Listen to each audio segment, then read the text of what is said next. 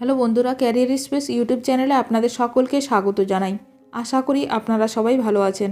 আজকে এই মুহূর্তে শিক্ষক নিয়োগ সংক্রান্ত যে সবচেয়ে গুরুত্বপূর্ণ আপডেট উঠে এসেছে, বিস্তারিত সেই সম্পর্কে আলোচনা করব।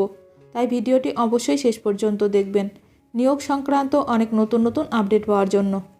যারা চ্যানেলে নতুন তারা চ্যানেলটিকে সাবস্ক্রাইব করে পাশে থাকা বেল বাটনে প্রেস করে অল নোটিফিকেশানটিকে অন করে রাখবেন, কারণ এমন ধরনের লেটেস্ট আপডেট নিয়ে এই চ্যানেলে সবসময় ভিডিও আপলোড করা হয়ে থাকে। কোটার মধ্যে কোটা সংরক্ষণ নিয়ে যুগান্তকারী রায় সুপ্রিম কোর্টের, জেনে নিন বিস্তারিত। সুপ্রিম কোর্টের যুগান্তকারী রায় তপশিলি জাতি ও উপজাতি কোটার অনুমোদন দিয়েছে সুপ্রিম কোর্ট। আদালত বলছে কোটা বৈষম্য বিরোধী নয়। সুপ্রিম কোর্টের 7 বিচারপতির বেঞ্চ বলেছে যে রাজ্য সরকার তপশিলি জাতি এবং তপশিলি উপজাতিদের মধ্যে উপবিভাগ তৈরি করতে পারে, যাতে মূল এবং অভাবী বিভাগগুলি সংরক্ষণের আরও সুবিধা পাবে। সুপ্রিম কোর্ট বলেছে কোটার মধ্যে কোটা থাকবে যুক্তিসঙ্গত পার্থক্যের ভিত্তিতে। রাজ্যগুলি এই বিষয়ে তাদের ইচ্ছা অনুযায়ী কাজ করতে পারে না। এর পাশাপাশি রাজ্যগুলির কার্যক্রম বিচার বিভাগীয় পর্যালোচনা সাপেক্ষে হবে। এর পাশাপাশি 2008 সালে ইভি চিন্নাইয়া মামলায় সুপ্রিম কোর্টের 5 বিচারপতির দেওয়া সিদ্ধান্ত বাতিল করেছে আদালত।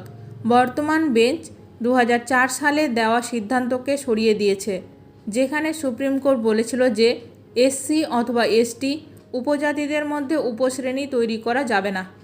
কোর্ট বলেছে যে সংরক্ষণ থাকা সত্ত্বেও নিম্ন শ্রেণীর লোকেরা তাদের পেশা ছেড়ে যেতে অসুবিধা বোধ করেন। বিচারপতি ভূষণ আর গাভাই সামাজিক গণতন্ত্রের প্রয়োজনীয়তার বিষয়ে বি.আর. আম্বেদকরের বক্তৃতার উদ্ধৃতি দিয়ে বলেছিলেন যে পিছিয়ে পড়া সম্প্রদায়কে অগ্রাধিকার দেওয়া রাজ্যের কর্তব্য। তপশিলি জাতি তপশিলি উপজাতি বিভাগের কিছু লোকই সংরক্ষণের সুবিধা ভোগ করছে, কিন্তু স্থল বাস্তবতা অস্বীকার করা যায় না যে এসসি অথবা এসটি এর মধ্যে এমন কিছু বিভাগ রয়েছে যারা শতাব্দী ধরে নিপীড়নের সম্মুখীন হচ্ছে। বিচারপতি গাভাই বলেছেন যে উপশ্রেণীর ভিত্তি হলো একটি বৃহত্তর গোষ্ঠীর মধ্যে একটি গোষ্ঠী বেশি বৈষম্যের সম্মুখীন হয়। তিনি আম্বেদকরের একটি বিবৃতি পড়েন যা বলে যে ইতিহাস দেখায় যে যখন নৈতিকতা অর্থনীতির মুখোমুখি হয়, অর্থনীতি জয়ী হয়।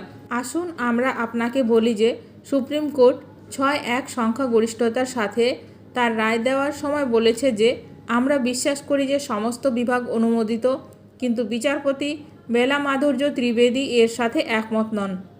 ভিডিওটি ভালো লাগলে অবশ্যই লাইক করবেন। আজকের ভিডিওটি এখানেই শেষ করলাম। নতুন কোনো আপডেট নিয়ে দেখা হবে নেক্সট ভিডিওতে।